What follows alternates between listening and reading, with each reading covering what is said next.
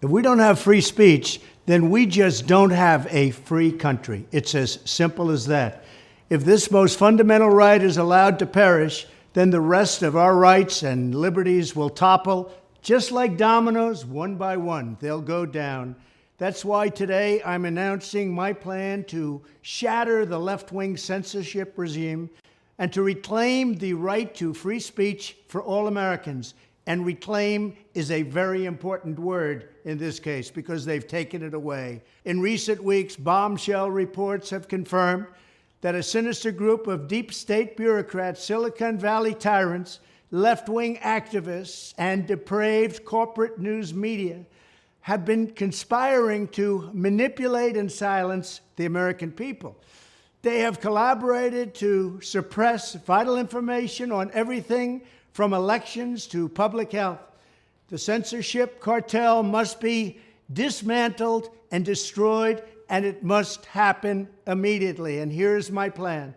First, within hours of my inauguration, I will sign an executive order banning any federal department or agency from colluding with any organization, business, or person to censor, limit, categorize, or impede the lawful speech of American citizens.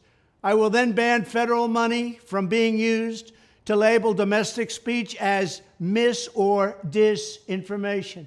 And I will begin the process of identifying and firing every federal bureaucrat who has engaged in domestic censorship, directly or indirectly, whether they are the Department of Homeland Security, the Department of Health, Human Services, the FBI, the DOJ, no matter who they are. Second, I will order the Department of Justice to investigate all parties involved in the new online censorship regime, which is absolutely destructive and terrible, and to aggressively prosecute any and all crimes identified. These include possible violations of federal civil rights law, campaign finance laws, federal election law, securities law, and antitrust laws, the Hatch Act, and a host of other potential criminal, civil, regulatory, and constitutional offenses. To assist in these efforts, I am urging House Republicans to immediately send preservation letters, and we have to do this right now, to the Biden administration, the Biden campaign, and every Silicon Valley tech giant, ordering them not to destroy evidence of censorship.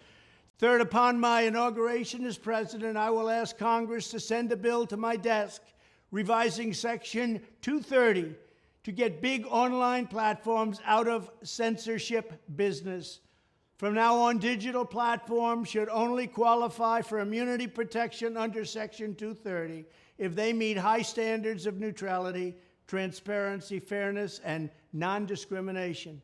We should require these platforms to increase their efforts to take down unlawful content such as child exploitation and promoting terrorism, while dramatically curtailing their power to arbitrarily restrict lawful speech.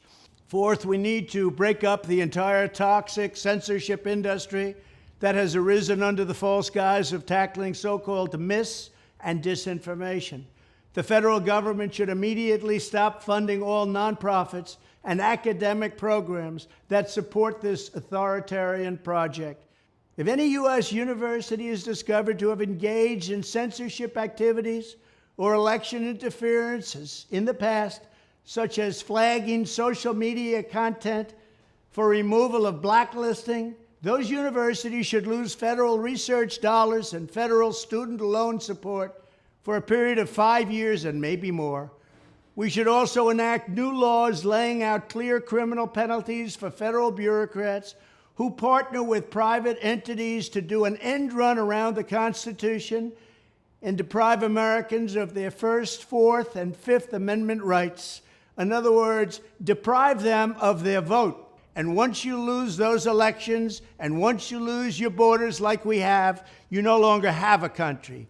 Furthermore, to confront the problems of major platforms being infiltrated by legions of former deep staters and intelligence officials, there should be a 7-year cooling-off period before any employee of the FBI, CIA, NSA, DNI, DHS, or DOD is allowed to take a job at a company possessing vast quantities of U.S. user data.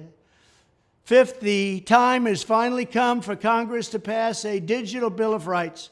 This should include a right to digital due process. In other words, government officials should need a court order to take down online content, not send information requests such as the FBI was sending to Twitter. Furthermore, when users of big online platforms have their content or accounts removed, throttled, shadow banned, or otherwise restricted, no matter what name they use, they should have the right to be informed that it's happening, the right to a specific explanation of the reason why, and the right to a timely appeal. In addition, all users over the age of 18 should have the right to opt out of content moderation and curation entirely and receive an unmanipulated stream of information if they so choose. The fight for free speech is a matter of victory or death for America and for the survival of Western civilization itself. When I am president, this whole rotten system of censorship and information control will be ripped out of the system at large. There won't be anything left. By restoring free speech, we'll begin to reclaim our democracy and save our nation. Thank you, and God bless America.